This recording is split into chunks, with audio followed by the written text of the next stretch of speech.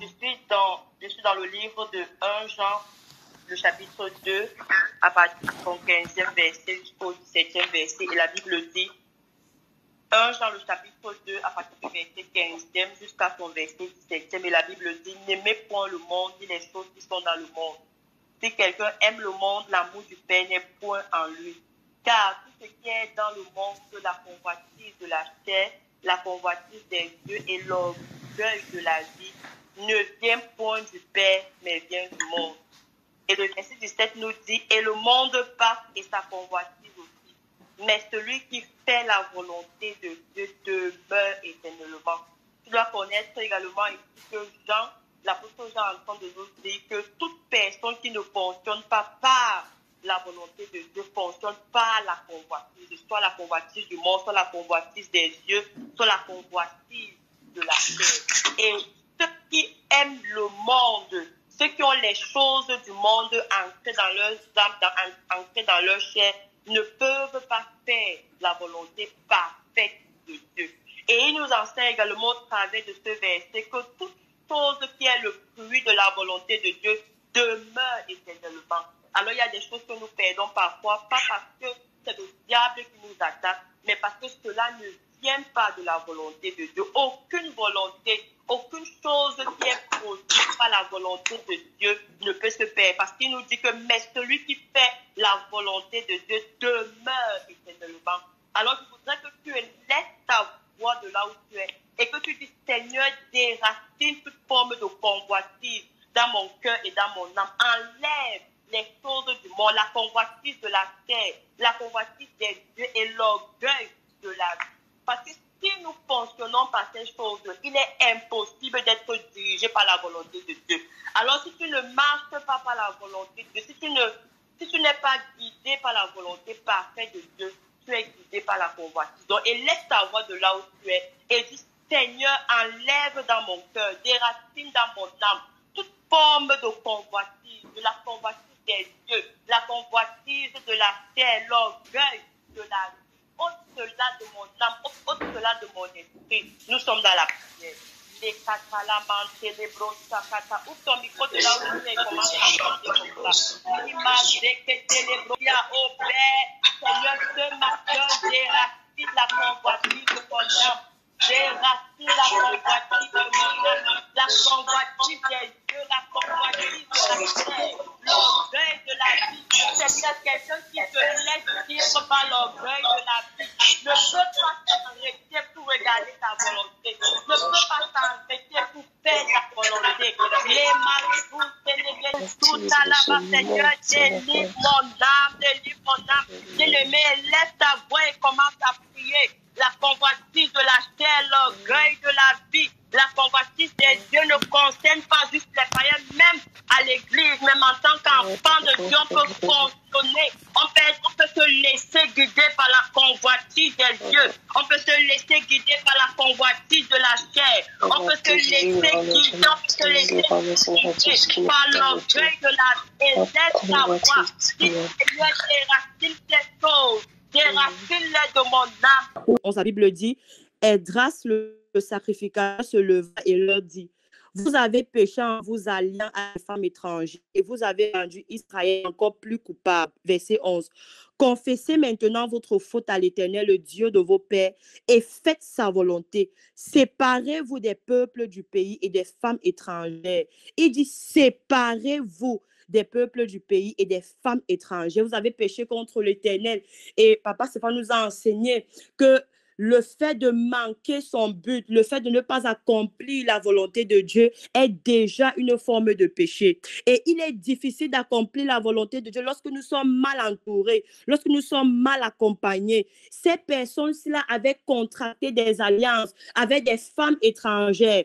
Et certainement dans notre environnement, nous avons contracté des alliances avec des personnes qui étaient étrangères à la volonté de Dieu pour nos vies, à la présence de Dieu. Nous avons acquis peut-être des choses qui n'étaient pas le fruit de la volonté de Dieu, mais à cause de ces choses, on ne peut pas bien faire la volonté parfaite de Dieu. Je veux que tu élèves également la voix ce matin et que tu dis, Seigneur, sépare-moi de toute chose, sépare-moi de toute relation, sépare-moi de toute toute personne en 2025 qui va m'empêcher de faire ta volonté. Ne me laisse même pas rencontrer ces personnes-là. Ces personnes qui sont étrangères à ta présence, étrangères à ta volonté. Élève la voix de là où tu es. Ouvre ton micro et commence à prier. Commence à prier de là où tu es. Parce qu'il est impossible d'accomplir la volonté parfaite de Dieu si nous sommes mal entourés. Si nous sommes mal accompagnés, bien-aimés, élève ta voix. Oh Seigneur, en 2025, c'est pas moi.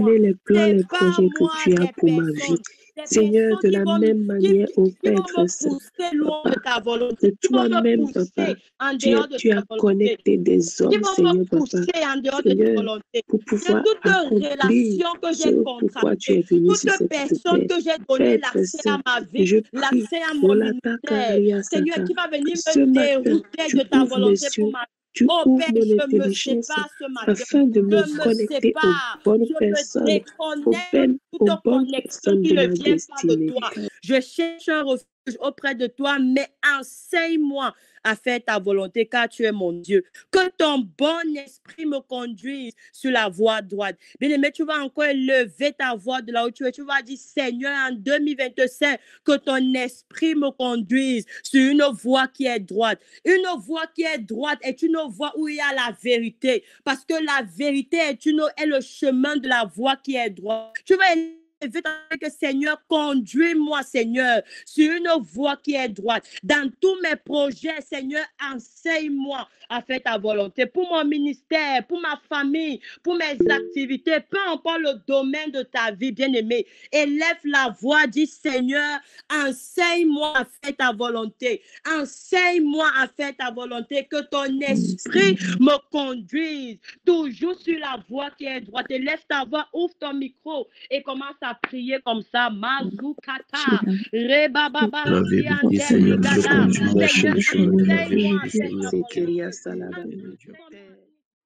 merci parce que tu nous exauces toujours. Merci parce que tu nous exauces toujours. Et nous te rendons grâce pour cela. Nous te disons merci. Nous sommes reconnaissants. Nous sommes infiniment reconnaissants. Merci pour l'amour que tu nous montres et pour l'amour que tu nous démontres. Merci infiniment. Alléluia. Seigneur, merci infiniment. Merci Père. Merci d'illuminer les yeux de notre intelligence. Merci de nous donner de ne pas marcher par la chair, de ne pas marcher par la vue de la chair, de marcher par l'esprit et de marcher par les yeux de l'esprit. Merci de nous enseigner ta volonté. Nous te rendons grâce pour cela. Merci parce que ton bon esprit nous conduit sur le chemin droit, sur la voie droite, la voie que tu as tracée. Et nous te rendons grâce pour cela. Nous sommes si reconnaissants. Nous sommes si reconnaissants parce que ta parole est la vérité. Tu n'es pas un homme pour mentir. Tu n'es pas le fils d'un homme, Seigneur, pour te repentir. Ce que tu dis, tu le fais, et ce que tu déclares, tu l'exécutes.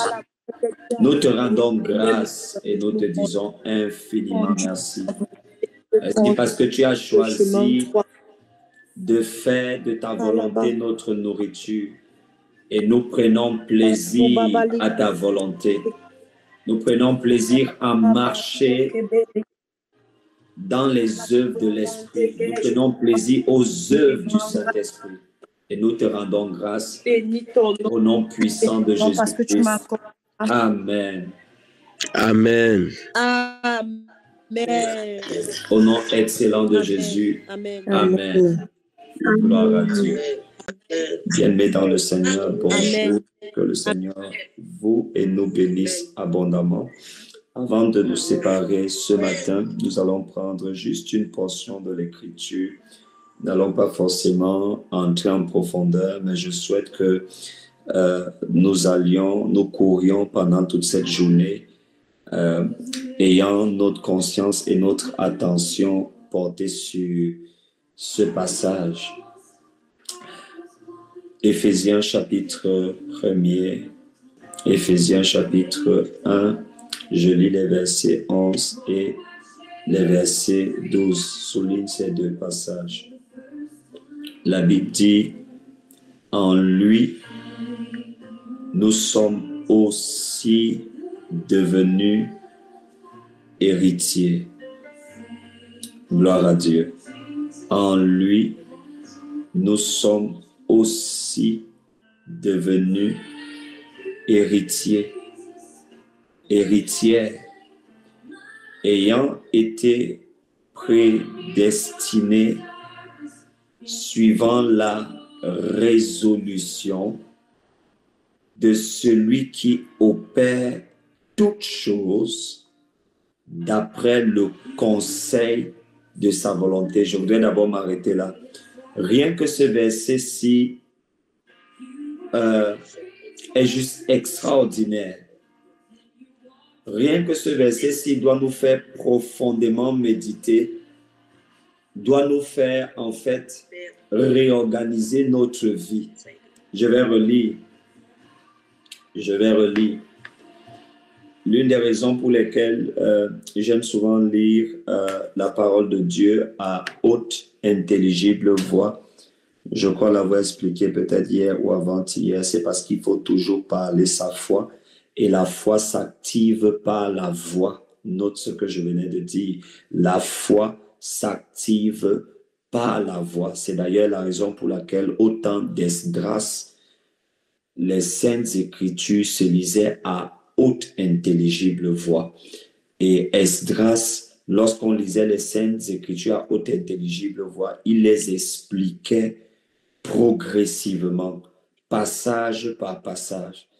Mais des fois, et c'est également une chose à laquelle nous devons faire attention dans notre génération, c'est qu'aujourd'hui, nous avons accès à tellement de messages ou tellement d'enseignements, c'est tellement nombreux que des fois, nous ne prêtons même plus attention.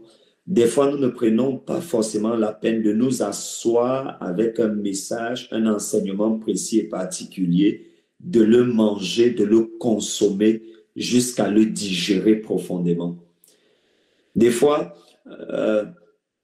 on devient nourri ou motivé simplement par l'envie de suivre un nouveau message, alors que nous n'avons pas forcément assimilé les anciens bons messages, les anciens bons repas que l'Éternel nous a donnés. Mais lorsque nous nous engageons dans la continuité, lorsque nous sommes des personnes qui souhaitent bâtir quelque chose de solide avec Dieu, lorsque nous sommes des personnes qui ont conscience qu'elles ont une destinée qu'elles doivent accomplir, on n'aborde pas les choses de la même façon. Les autres vont chercher à courir rapidement, mais toi cherches à courir sûrement. Il y a une différence entre courir rapidement et courir sûrement. Il y a une différence entre se précipiter et avancer dans la sécurité. Avancer dans la sécurité, c'est faire le choix d'être enraciné en Christ, d'être enraciné dans sa parole. Et j'aime souvent prendre cet exemple des personnes qui veulent, disons, elles ont faim. Des personnes ont faim et on leur demande de cuisiner et on met tout à leur disposition. Et tu as une personne qui va choisir aller rapidement cuisiner les pop-corn. Pourquoi? Parce que les pop-corn, disons que ça cuit vite. Ça cuit vite. C'est directement accessible. Et la personne qui va faire les pop-corn, elle va les faire rapidement. Ça va lui prendre moins de temps. Elle va manger et elle va même terminer de manger avant que l'autre personne ait même terminé de cuisiner. Et la personne qui va manger les pop-corn aura la sensation d'être rassasiée, mais quelques instants plus tard, elle aura encore faim. Désirez les repas qui sont solides. Et lorsque vous trouvez un repas qui est solide, ne soyez pas ce type de personne qui va seulement chercher à courir rapidement après un message. Non, asseyez-vous. Lorsque vous écoutez un message ou un enseignement, le plus important, ce n'est pas d'avoir écouté. le message ou l'enseignement, mais le plus important, c'est de l'avoir compris. C'est de l'avoir compris. Et des fois, Amen. je ne sais pas si je devrais dire malheureusement, des fois, les bien-aimés ne viennent pas forcément à l'église pour comprendre quoi que ce soit. La plupart, il y a beaucoup de personnes qui viennent à l'église simplement pour avoir ce que leur chair désire. J'ai dit quoi? Simplement pour avoir ce que leur chair désire. Et c'est très vrai parce que la chair ne vous permet presque jamais de chercher à comprendre. La chair ne vous autorise même pas la compréhension. La chair veut les choses immédiates. La chair veut les choses instantanées. La chair ne se soucie pas de comprendre. Par exemple, les gens qui vont voler, ils sont conduits par la chair et par l'ennemi. La chair cherche toujours à emprunter le chemin qui est facile. La chair ne veut pas jeûner. La chair ne veut pas se lever le matin comme tout le monde pour prier. La chair va toujours vous donner une raison. La chair va toujours vous dire, oh vraiment, tu es fatigué. La chair va toujours vous dire que, oh vraiment, tu vois que, ok, tu as beaucoup travaillé hier au travail. Oh vraiment, après tout, couche-toi. Après tout, dors un peu. Après tout, dors encore. La chair ne va jamais vous laisser aisément consommer les choses spirituelles qui sont bénéfiques pour votre destinée. Donc, en réalité, ça c'est ce que vous devez savoir. Durant presque toute notre vie sur la terre, nous luttons contre notre chair. Quand je dis nous luttons contre notre chair, je suis en train de dire que notre esprit est dans un combat permanent contre notre chair. Et des fois, nous autorisons, nous donnons tous les plaisirs à notre chair. Des fois, c'est notre chair qui nous dicte où nous devons aller. Oh, j'ai envie de ceci. Et la personne part. Oh, j'ai envie d'aller à tel endroit. La personne ne se soucie pas si c'est la volonté de Dieu ou pas. La personne est conduite par sa chair. Oh, vraiment, ce jeune homme me plaît.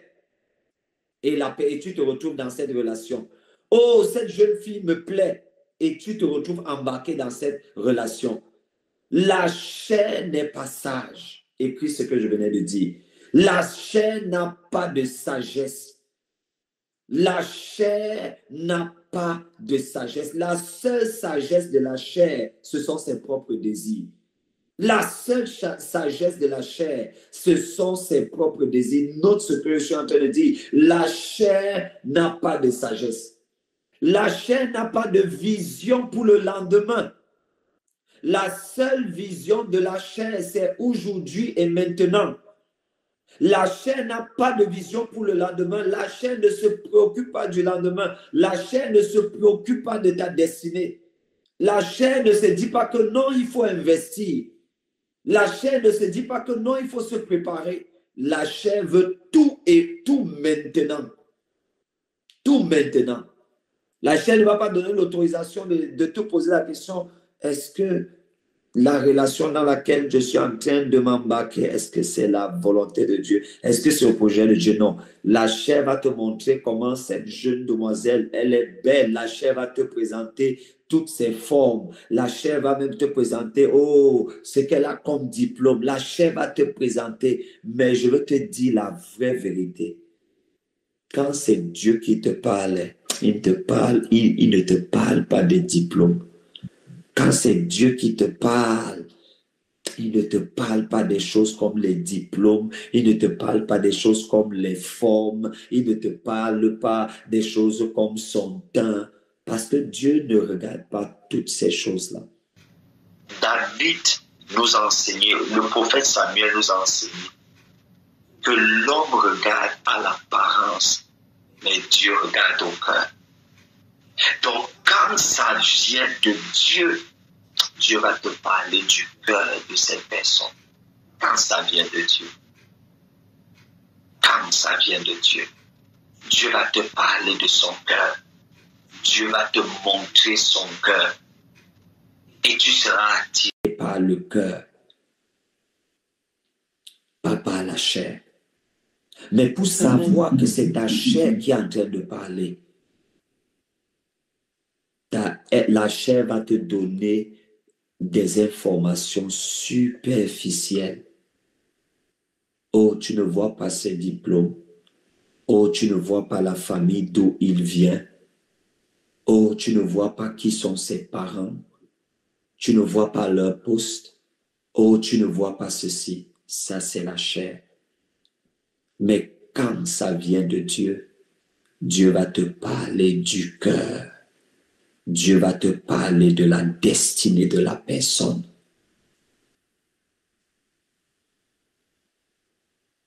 Dieu regarde au cœur, mais les hommes regardent à l'apparence. Regarde bien le verset 11.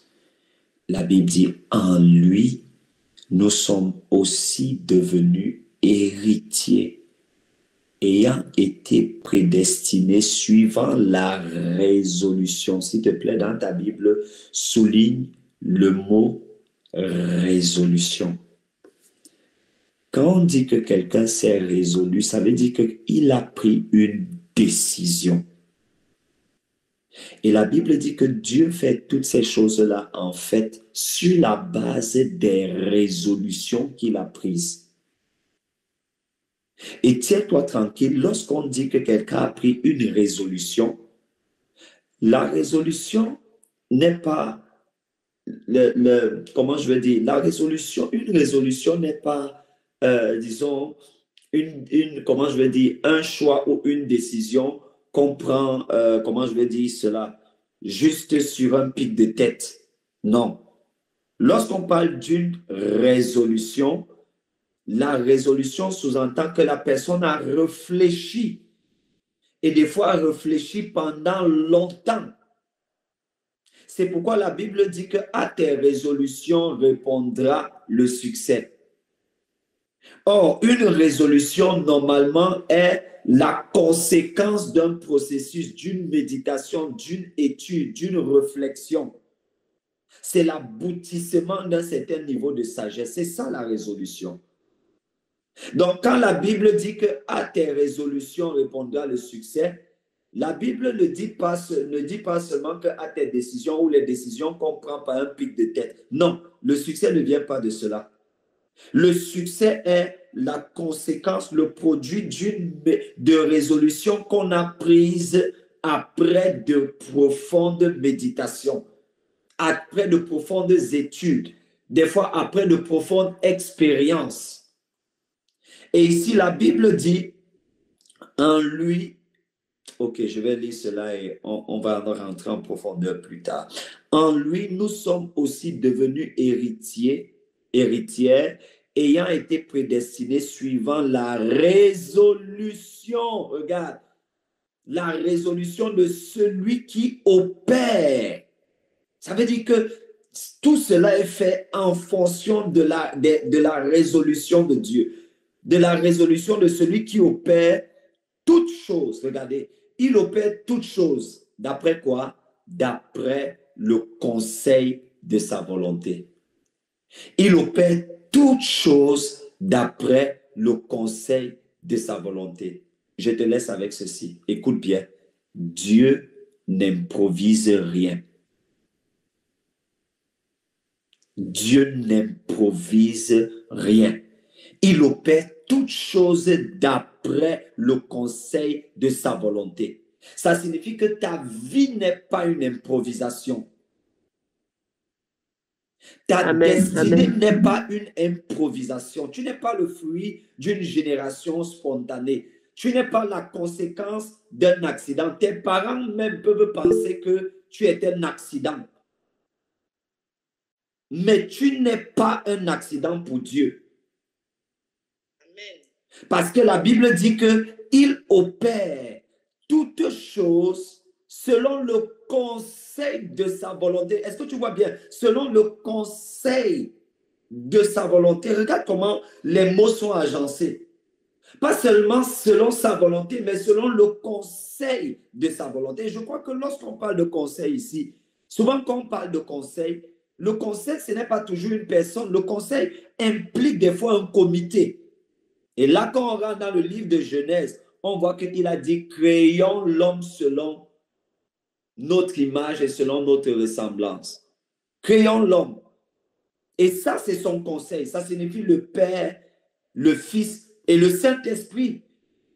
Selon le conseil de sa volonté. Dieu n'improvise rien, mais il fait toutes choses selon le conseil de sa volonté. S'il te plaît, note ce que nous venions de dire. Dieu n'improvise rien, mais il fait toutes choses selon le conseil de sa volonté. Je veux prier disons à tous nos frères, nos sœurs, nos bien-aimés qui prennent, disons, des notes depuis le début de ce programme, de prendre soin de bien noter non seulement les paroles prophétiques que le Seigneur disons, nous donne durant tout le programme. Il y a des paroles prophétiques que le Seigneur nous a données. Peut-être c'est déjà 3 ou 4 paroles prophétiques précises qu'il nous a données.